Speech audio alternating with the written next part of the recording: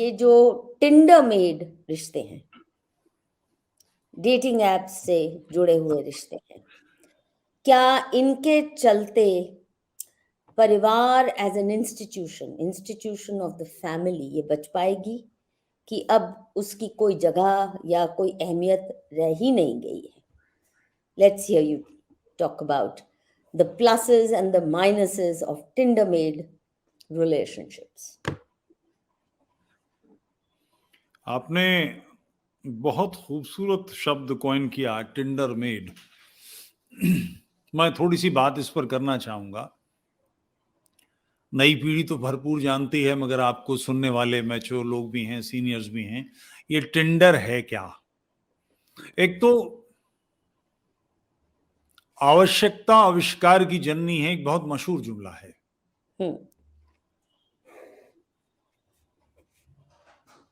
NCR में, और NCR में कम, गुड़गांव में देखिए, नोएडा तो भरा पड़ा है कि नोएडा में वो क्या रिक्शा चलते हैं बैटरी वाले, और विक्रम पहले लखनऊ में चलते थे, उन्हें विक्रम कहा जाता था। वो तिपाहिये स्कूटर्स भरे पड़े हैं, गाड़ी चलाना मुश्किल हो गया है। क्यों ऐसा हुआ कि एनसीआर लोगों का केंद्र बन गया? करोड़ों लोग भारत के अन्य क्षेत्रों से, चूंकि वहां रोटी नहीं है, वहां सुविधाएं नहीं है, यहां कोई बहुत सुख नहीं है। एक किसान का बच्चा जिसको 15,000 रुपए की नौकरी मिलती है, वो अपना गांव छोड़ के भागाता है। यहां पानी के लिए आधा घंटा लाइन में लगता है, टॉयलेट सुबह जाने के लिए उसको इंतजार करना पड़ता है, क्यू में लगता है, और उसके बावजूद वो अपनी वहां की जो आजाद जिंदगी उसे छोड़ कर आ जाता है। कारण उसका ये है कि ये सारी जिंदगी उसके सुख गांव के मुकाबले, गांव में जो खेती का काम है वो बड़ी मेहनत का है, कीचड़ का, गोबर का, सारा करना नहीं चाहते, तो आसान जिंदगी करने के लिए यहां आ जाते हैं। उन सारे लोगों को जब इधर से उधर जाना पड़ेगा, कौन ले जाएगा? बसें इतनी हैं नहीं, मेट्रो इतनी बढ़िया व्यवस्था नहीं रखती। नतीजा कि उस गैप को, उस वैक्यूम को ऑटो ने भर दिया। ऐसे ऑटो जिनके कारण आपकी गाड़ी, मेरी गाड़ी समस्या में आ गई, मगर आवश्यकता पड़ेगी तो आविष्कार होगा। जो हमारे पास मोबाइल है, इसमें ये ऐप आता है टिंडर। मुझे भी कैसे पता लग गया, ये जो नावेद जॉकी है ना, इसका कई साल पहले एक मैंने वो टिंडर का ऐड सुना था कि वो किसी लड़की से बात कर रहा है मोबाइल पे कि मैंने इतने पैसे डाले थे और इतने मेरे कट गए और ये हो गया और यूं हो गया। और बिल्कुल नहीं, हमारी नोएडा वाली, मैं यूं कर रहा हूँ और यू कैसा कट गए मेरे पैसे और कहाँ चले गए और कैसे रिकॉर्ड लिए, इस तरह से बात कर रहा था। उस लड़की को वो कन्विंस नहीं कर पा रहा था, लड़की उसकी नहीं समझ पा रही थी। उसने कहा मेरी घर वाली से बात कर, और फोन पकड़ा दिया, और बिल्कुल न्यूयॉर्क वाले साइड से एक धड़धड़ाती हुई अंग्रेजी बोलने वाली लड़की प्रकट हुई, उसने बात की। उधर से जो बात कर रही थी लड़की या लड़का, वो हक्का बक्का रह गया या रह गई। 1 मिनट 1.5 मिनट जब उसने पूरी बात कर ली तो उसने कान पे लगा, यो टिंडर पे मिली थी मुझे, यहां से मुझे पहली बार पता लगा टिंडर है क्या। तो मैंने किसी से पूछा, अपने परिवार की बच्चियों से, तो उन्होंने बताया ये डेटिंग ऐप है। डेटिंग ऐप शराफत से कहा जा रहा है, सेक्सुअल एक्टिविटी को फैलाने का ऐप है। आप कोई साहब हैं 50 साल के, उन्हें 15 साल की लड़की से मिलना है, कोई 15 साल की लड़की है जिसे 25 साल की लड़की से मिलना है, कोई 18 साल की लड़की है, लड़का है, लेस्बियंस हैं, गेज हैं, उनके साइट्स हैं, वो आप उसमें डाल लीजिए। हिंदुस्तान भर के लोग कौन से उस एज ग्रुप के जो ऐसी लाइकिंग रखते हैं, आपसे मिलने को तैयार हैं, वो तुरंत पता लग जाएंगे। आप चैटिंग शुरू कर दीजिए, किसके पास प्लेस है, कौन सेक्स के लिए आना चाहता है, कौन मिलना चाहता है। ये सारे सिस्टम, ये चल कैसे गया, और सारी दुनिया में है ये।